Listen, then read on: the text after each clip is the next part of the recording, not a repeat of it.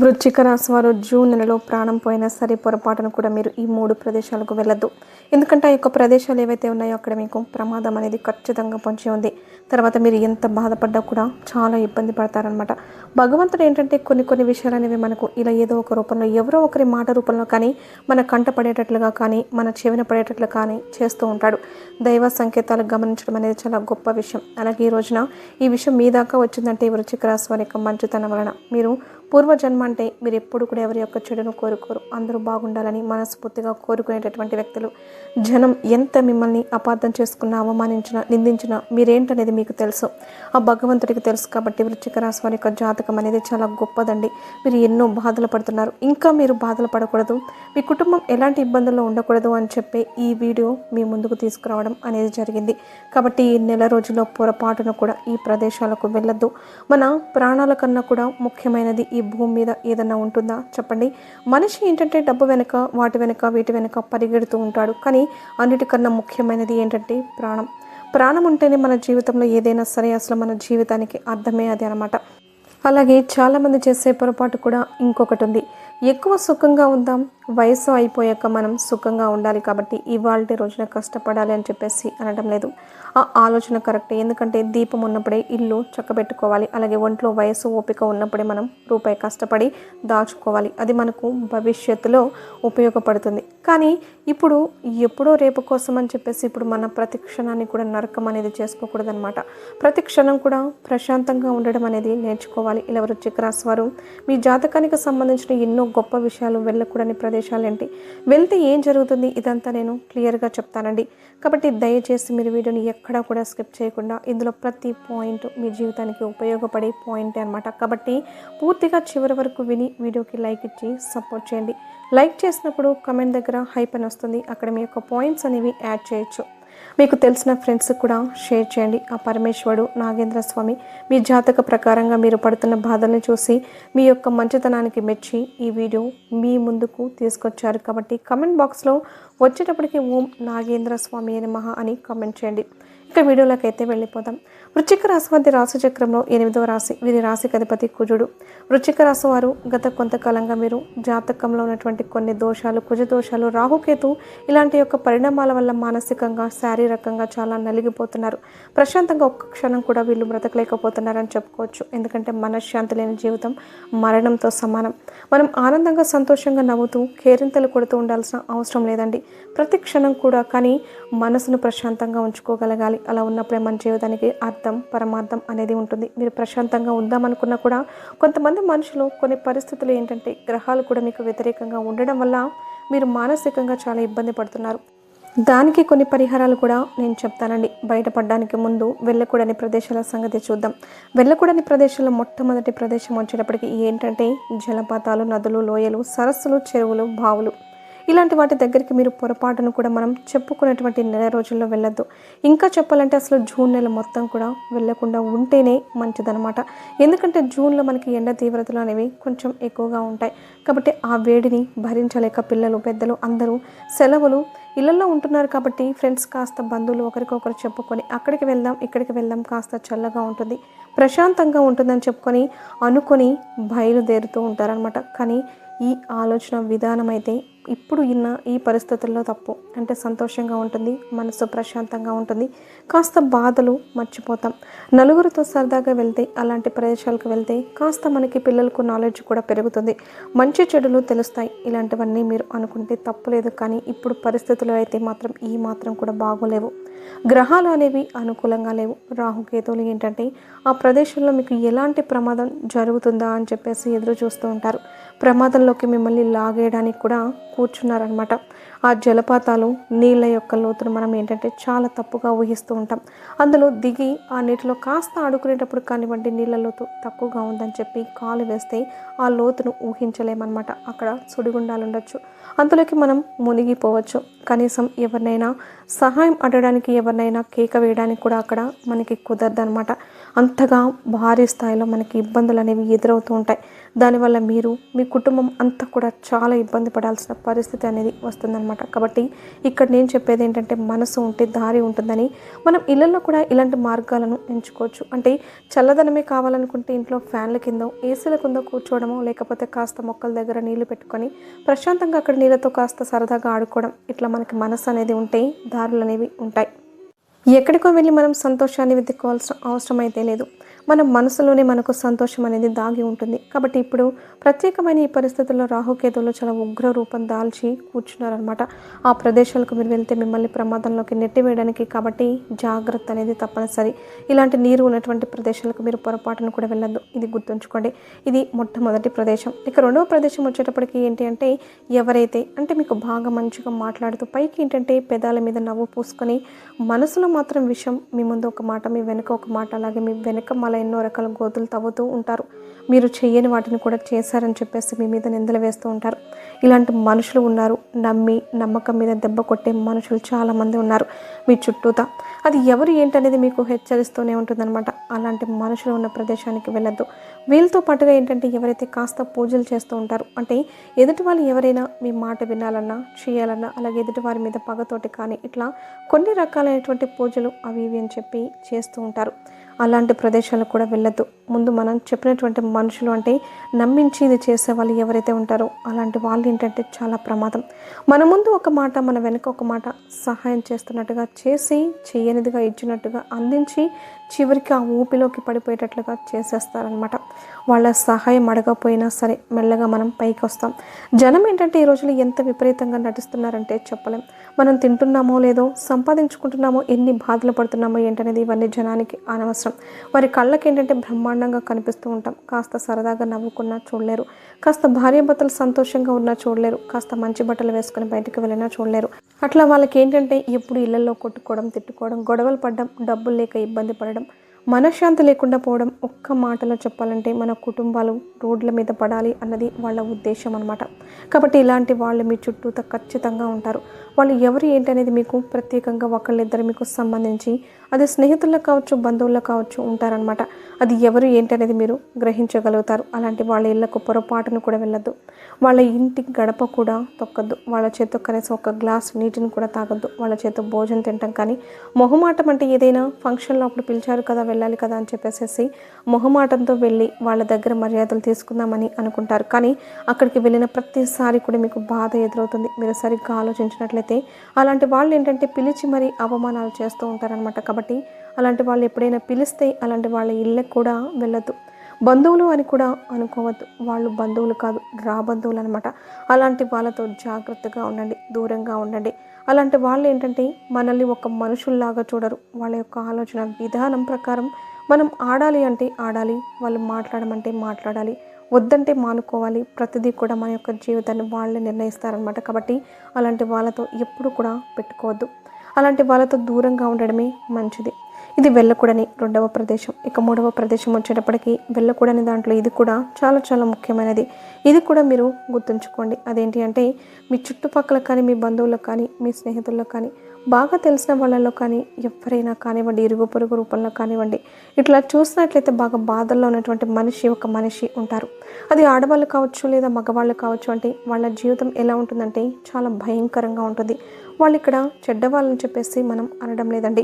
గత జన్మలో చేసుకునేటువంటి పాప పుణ్యాల వల్ల, అలాగే ఈ జన్మలో వాళ్ళు తెలిసి తెలియక చేసుకునేటువంటి పనుల వల్ల కొన్ని రకాల కర్మలు అనేవి వాళ్ళ నెత్తికి చుట్టుకుంటాయి. అంటే మీకు చెప్పాలంటే మీ చుట్టుపక్కల వాళ్ళు ఖచ్చితంగా ఉంటారు. మీకు ఇంకా గుర్తు తగలడానికి ఇక్కడ నేను చెప్తున్నానంటే, ఒక స్త్రీ అయితే భర్త లేకుండా ఉండడం, అలాగే ఒక పురుషుడైతే భార్య లేకుండా, అంటే కుటుంబాలు అనేవి సరిగ్గా ఉండవన్నమాట.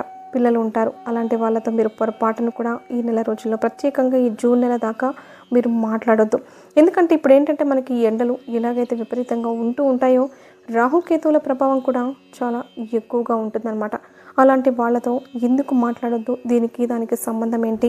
వాళ్ళు ఎక్కువగా నెగిటివ్తో కూడుకొని ఉంటారు. అంటే వాళ్ళకి తెలిసిన ప్రపంచం ఏంటి? ఇంకా బాధలు, కష్టాలు, కన్నీళ్ళు. ఎందుకంటే భార్యాభర్తలు ఉంటేనే మనశ్శాంతి లేకుండా చాలామంది ఇబ్బంది పడుతూ ఉంటారు. అలాంటిది భార్య లేకుండా భర్త, భర్త లేకుండా భార్య ఒంటరి జీవితాలు గడపాలంటే వాళ్ళ మనసంతా కూడా అల్లకల్లోలంగా ఉంటుంది, నరకంలాగా ఉంటుంది.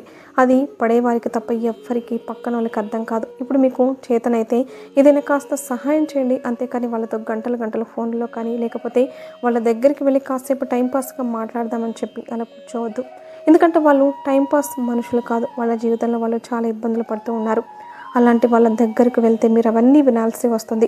అంటే మా జీవితాలు ఇలా అయిపోయాయి, ఏంటోలే ఎందుకు బ్రతుకుతున్నామో కూడా అర్థం కావట్లేదు. ఇలాంటి మాటలు విన్నప్పుడు ఏంటంటే మీ మానసిక స్థితి కూడా బలహీనపడుతుందన్నమాట. మీరు కూడా నెగిటివ్గా ఆలోచించి ఆలోచన అనేది మీకు ఏర్పడుతుంది. కొంతమంది చూడండి ఎన్ని బాధల్లో ఉన్నా కూడా సంతోషంగా ఉంటారు, ఏముందిలే అని చెప్పేసి కొట్టి పడేస్తూ ఉంటారనమాట. నవ్వుతూ అవి దాటి వెళ్ళిపోతూ ఉంటారు. అలాంటి వాళ్ళతో మాట్లాడినప్పుడు ఏంటంటే మనకు కూడా ధైర్యంగా ఉంటుంది. అరే ఇంత బాధల్లో ఉన్న వీళ్ళే ఇంత సంతోషంగా ఉంటున్నప్పుడు మనవి పెద్ద బాధలు కాదు కదా, అయినా కూడా మనం ఎందుకు ఇట్లా కృంగిపోతున్నాం, వీళ్ళని చూసి ధైర్యం తెచ్చుకోవాలని చెప్పేసి అనిపిస్తుంది. కానీ కొంతమందిని చూస్తే చిన్న చిన్న విషయాలకి భూతద్దంలో పెట్టుకొని చూసుకుని అసలు ప్రపంచంలో ఎక్కడా లేని బాధలన్నీ కూడా, వింతలు విడ్డూరాలన్నీ కూడా వీరికే జరుగుతున్నాయి అన్నట్లుగా వాళ్ళు బాధపడిపోతూ ఉంటారనమాట. అలాంటి వాళ్ళ దగ్గరికి వెళ్ళి కూర్చున్నప్పుడు ధైర్యం అంతా కూడా సన్నగిల్లిపోతుంది అనమాట. కాబట్టి అలాంటి వాళ్ళకి కాస్త దూరంగా ఉండండి. ఫోన్లో కూడా మాట్లాడొద్దు. ఎందుకంటే ఆ నెగిటివిటీ అనేది అంటే వాళ్ళు ఉన్న ప్రదేశంలో ఉన్న నెగిటివ్ కావచ్చు, వాళ్ళ చుట్టూతో ఉన్నటువంటి మనుషులు కావచ్చు, వాళ్ళ మనసులు కావచ్చు చాలా బలహీనంగా ఉంటాయి. కాబట్టి ఆ మాటలు విన్నప్పుడు మీకున్నటువంటి ధైర్యం కూడా పూర్తిగా తొలగిపోతుంది. కాబట్టి అలాంటి వాళ్ళతో కాస్త దూరంగా ఉండండి. చేతనైతే ఏదైనా సహాయం చేయండి, లేదా మీరు సైలెంట్గా దూరంగా ఉండండి. వాళ్ళు మీకు ఎలాగో ఉపయోగపడరు. వాళ్ళ నోట్లో వచ్చే ప్రతి మాట కూడా జీవితం మీద చాలా విరక్తితో ఉంటుంది. కాబట్టి అలాంటి మాటలు వినడం వలన మన జీవితాల్లో కూడా కొంత నెగిటివిటీ అనేది ఎక్కువగా ఏర్పడుతూ ఉంటుంది. కాబట్టి అలాంటి వాళ్ళతో మాట్లాడొద్దు, వాళ్ళకు దూరంగా ఉండండి. అలాంటి వాళ్ళ దగ్గరికి వెళ్ళి మీరు ఆ నెగిటివిటీని మీ ఇంటికి తెచ్చుకోవద్దనమాట. ఇది మీరు జాగ్రత్తగా తెలుసుకోవాల్సినటువంటి విషయం. ఇది ఆడవాళ్ళు కావచ్చు, మగవాళ్ళు కావచ్చు, ఎవరైనా కానివ్వండి, ఖచ్చితంగా మీ చుట్టుపక్కల ఉన్నటువంటి ఆ వ్యక్తులు బంధువుల్లో కూడా కావచ్చు, రక్త సంబంధికుల్లో కూడా కావచ్చు, అది ఎవరు ఏంటనేది మీ మనసుకు అర్థమవుతుంది. కాబట్టి ఆ మూడో ప్రదేశానికి కూడా వెళ్ళొద్దు. ఇప్పుడు మనం చెప్పుకున్నటువంటి ఈ 3 ప్రదేశాలకు మీరు పొరపాటును కూడా వెళ్ళొద్దు. వెళ్తే మాత్రం మీకు ఖచ్చితంగా ఇబ్బందులే. ఎందుకు ఇబ్బందులు ఏర్పడతాయి, ఎలా ఇబ్బందులు ఏర్పడుతున్నాయి అన్న విషయం కూడా ఇక్కడ నేను క్లియర్గా చెప్పాను. కాబట్టి మీరు వెళ్ళొద్దు. మనం చెప్పుకున్న ఈ ప్రత్యేకమైన రోజుల్లోనే కాకుండా ఈ నెలాఖరు దాకా కూడా మీరు అస్సలు వెళ్ళకుండా ఉంటేనే మంచిది. తర్వాత కూడా జాగ్రత్తగా ఉండండి. వెళ్ళినా కూడా చేసినా కూడా జాగ్రత్తగా ఉండండి. ఎందుకంటే ఇందాక మనం చెప్పిన కొన్ని పూజలు చేసే వాళ్ళు ఉన్నారని చెప్పాం కదండి. అలాంటి వాళ్ళు ఏంటంటే వాళ్ళు చెడు పూజలు అలాంటివి చేసినప్పుడు అలాంటి వాళ్ళ కళ్ళకు వెళ్ళి మనం ఎదురుగా కనిపించినప్పుడు ఏంటంటే వాళ్ళ యొక్క చెడు చూపులు మన మీద కూడా పడి ఆ చెడు ఆలోచన మన మీద కూడా ఏర్పడి మనకు సంబంధించి కూడా వాళ్ళు ఏదైనా చెడు కార్యాలు చేస్తే చేయొచ్చు అనమాట. కాబట్టి అలాంటి పూజలు చేసే వాళ్ళ దగ్గర కూడా మీరు వెళ్ళొద్దు. దైవానికి సంబంధించిన వాళ్ళ దగ్గరికి వెళ్ళొచ్చు, కానీ ఇలాంటి దుష్ట సంబంధిత పూజలు చేసే వాళ్ళ దగ్గరికి మాత్రం అస్సలు వెళ్ళకూడదు. ఇది మాత్రం మీరు జాగ్రత్తగా ఉండండి. ఎందుకంటే సమస్యలను కోరి కోరి కొనుక్కొని తెచ్చుకోకూడదు కదా, చెడు దగ్గరికి వెళ్ళకూడదు అనమాట. వెళ్తే ఆ ఇబ్బంది అనేది ఖచ్చితంగా ఇంకొకరికి జరిగిన ఇబ్బంది మనకు కూడా జరుగుతుంది. కాబట్టి ఇది కూడా మీరు గుర్తుపెట్టుకోండి. కాబట్టి ప్రత్యేకంగా ఈ 3 ప్రదేశాలకు వెళ్ళొద్దు. అలాగే ఈ యొక్క వృశ్చిక రాశి వారు ఏముందిలే అని చెప్పేసి దయచేసి సమస్యలతో పాటుగా మీకు పితృదోషాలు, నాగసర్ప దోషాలు కూడా మీ జాతకంలో ఎక్కువగా ఉన్నాయి. ఈ 3 ప్రదేశాలకు వెళ్తే పితృ, నాగసర్ప, శని దోషాలు కూడా మీ జాతకంలో ఎక్కువ అవుతాయి. ఎందుకంటే ప్రతిదానికి లింక్ అయి ఉంటుందండి. గ్రహాలు అనేవి ఒకదాంతో ఒకటి ముడిపడి ఉంటాయన్నమాట. కాబట్టి కాస్త ఒక్క గ్రహం ఏదైనా బలహీనపడగానే అది మిగిలిన వాటన్నిటి మీద కూడా మీకు ఎఫెక్ట్ అనేది చూపిస్తుంది. ఇక మీకు ఉన్నటువంటి ఆ జాతక దోషాల నుంచి బయటపడడానికి పరిహారాలు అనేవి చేసుకోండి. మీరు మంగళవారం రోజు కానీ ఆదివారం రోజు కానీ మీకు దగ్గరలో ఉన్నటువంటి నాగేంద్ర స్వామి యొక్క పుట్ట దేవాలయం ఉంటే చక్కగా అక్కడికి వెళ్ళేసి ఆడవాళ్ళు కానీ మగవాళ్ళు కానీ చక్కగా స్నాన కార్యక్రమాలు, తలస్నానం చేసేసి ఎరుపు రంగు వస్త్రాలు ధరించి నాన్ వెజ్ అనేది తినకూడదు, బ్రహ్మచర్యం పాటించాలి. నాగేంద్ర స్వామి పుట్ట దగ్గరికి వెళ్ళినప్పుడు చక్కగా పాల ప్యాకెట్ ఒకటి తీసుకొని పాలు పోసేయండి. పాలు పోసి పసుపు కుంకుమలు అనేవి చల్లేసి పుష్పాలు సమర్పించి నమస్కారం చేసుకొని మీకున్నటువంటి ఆ జాతక దోషాలు, నాగసర్ప దోషాలు ఏవైతే ఉన్నాయో అవన్నీ కూడా తొలగిపోవాలి. మా జాతకం అనేది సరిగ్గా కావాలి, మాకు ఈ సమస్యలు అంటే నాగసర్ప దోషాల వల్ల ఎక్కువగా భార్యాభర్తల మధ్య గొడవలు అనేవి ఎక్కువగా జరుగుతూ ఉంటాయి. ఎప్పుడు కూడా మనశ్శాంతి అనేది ఉండదు. ఇంట్లో ఎప్పుడు గొడవలు జరుగుతూ ఉంటే డబ్బు పరంగా కావచ్చు, పిల్లల పరంగా కావచ్చు, భర్త సరిగ్గా మాట వినలేదని, భార్య సరిగ్గా మాట వినడం లేదనో, ఇట్లా భార్యాభర్తలకు సంబంధించిన గొడవలు అనేవి ఎక్కువగా జరుగుతూ ఉంటాయన్నమాట. కాబట్టి ఈ నాగసర్ప దోషాలు చాలా ప్రమాదం. ఇంకా ఒక్క మాటలో చెప్పాలంటే కొంతమంది భార్యాభర్తలు విడిపోయే అవకాశాలు కూడా ఎక్కువగా ఉంటాయి. కాబట్టి మీకు కుదిరినప్పుడల్లా అంటే ఆదివారాలు కానీ మంగళవారాలు కానీ ఏదైనా 4 వారాలు చేసుకోండి నిష్టతో. అలాగే మీరు పుట్టకు వెళ్ళి పాలు పోసేసి రావడం, అక్కడ దీపం వెలిగించి రావడం, ఇలాంటివి చేయడం వలన మీరు ప్రదక్షిణలు కూడా చేయండి. ప్రదక్షిణలు కూడా చేయడం వలన ఆ దోషాలన్నీ తొలగిపోతాయి. ఈ నాగసర్ప దోషాలు మీ జాతకంలో పూర్తిగా తగ్గిపోతాయి అన్నమాట. కాబట్టి ఈ పరిహారాలను పాటించండి. అలాగే పితృదోషాలు కూడా మీ జాతకంలో చాలా ఎక్కువగా ఉంటున్నాయి. మీరేం చేస్తారంటే పితృదోషాల నుంచి బయటపడడానికి ప్రతిరోజు కాకికి మీరు తినే అన్నంలో ఒక తొలి ముద్ద అన్నం తీసి గోడ మీద పెట్టి తినడం, అలాగే కుక్కకు ఆహారంగా ఏదైనా తినిపించడం కావచ్చు, గోమాతను పూజించడం, గోవుకు ఆహారంగా ఏదైనా తినిపించడము కావచ్చు.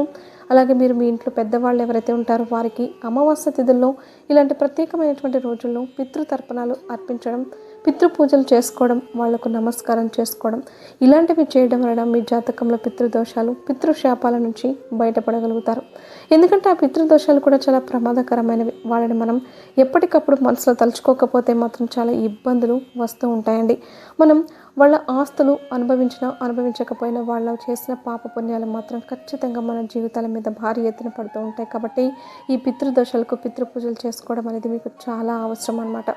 ఇంకా మీకు శని దోషాలు కూడా చాలా ఎక్కువగా ఉన్నాయి. కాబట్టి ఏదైనా శనివారం రోజున కానీ అమావాస్య రోజున కానీ గుడిలో బ్రాహ్మణుడికి ఏంటంటే నల్ల నువ్వులను దానంగా ఇవ్వండి. అలా చేయడం వలన మీ జాతకంలో ఉన్నటువంటి శని దోషాలు చాలా వరకు కూడా తగ్గుముఖం పడతాయి. అలాగే శని నవగ్రహాలు ఉంటాయి కదా, అక్కడ శనిదేవుడి ముందర నువ్వుల నూనెతో దీపం వెలిగించండి. అందులో నల్ల నువ్వులు కూడా వేయండి. ఇలా చేయడం వలన ఈ శని దోషాల నుంచి మీరు బయటపడగలుగుతారు. అలాగే మీరు అరుపులు, ఆవేశాన్ని, కోపాన్ని కూడా తగ్గించుకోవాలి. మనసును నియంత్రణలో ఉంచుకోవాలి. ఎదుటి వాళ్ళు ఏదైనా తప్పు చేసినా సరే మీరు మాత్రం నోరు తెరిచి ఎవరిని కూడా ఏమీ అనొద్దండి. ఎందుకంటే తప్పుల గురించి మనం అనాల్సిన అవసరం అయితే లేదు. ప్రతిదీ కూడా పైనుంచి భగవంతుడు అందరినీ చూసుకుంటూ ఉంటాడు. కాబట్టి వాళ్ళ తప్పును ఎప్పుడు కూడా మీరు వేలెత్తి చూపించొద్దు. ఎవ్వరూ మిమ్మల్ని అన్నా సరే మీరు ఏమనొద్దు. అన్నిటికీ ఆ భగవంతుడే ఉన్నాడని చెప్పేసి మీరు సైలెంట్గా ఉండండి. అంతేకాని మీరు మాత్రం ఎదుటి వారిని ఏమీ అనొద్దు. అలా అనడం వలన మీకే ఇబ్బందులు ఎక్కువగా జరుగుతూ ఉంటాయి. కాబట్టి ఇలాంటి జాగ్రత్తలు కూడా తీసుకోండి. ఇక డబ్బు పరంగా కూడా మీకు చేసే వ్యాపారాల్లో కానీ ఉద్యోగాల్లో కానీ మీకు కలుసుబాటు కూడా బాగా ఉంటుంది. కాస్త చిన్న ఇబ్బందులు అనేవి ఎదురవుతూ ఉంటే సహజం, అవన్నీ కూడా సహజం అన్నమాట. అవన్నీ కూడా పూర్తిగా తొలగిపోతాయి. వాటికి సంబంధించిన దారులు, మార్గాలు అనేవి ఆ దైవం మీకు చూపిస్తూనే ఉంటుంది. మీరు సోమవారం కూడా శివాలయానికి వెళ్ళడం, అభిషేకం చేసుకోవడం, పూజ చేసుకోవడం, ఇంట్లో కూడా కుదిరితే మీరు నిత్య దీపారాధన చేసుకోవడం, ఇలాంటివి చేసుకోవడం వలన ఆ దారులు అనేవి భగవంతుడు మీకు ఏర్పాటు చేస్తూ ఉంటాడనమాట. అలాగే మీరు డబ్బు విషయంలో కూడా జాగ్రత్త. ఎవరిని నమ్మి ఎవరికైనా అప్పు ఇవ్వడం కానీ చేబదులు ఇవ్వడం కానీ ఇలాంటివి చేయొద్దు. చేస్తే మాత్రం మళ్ళీ ఆ డబ్బు మీకు వెనక్కి తిరిగి రాకపోవచ్చు. వృధా ఖర్చులు కూడా తగ్గించుకోండి.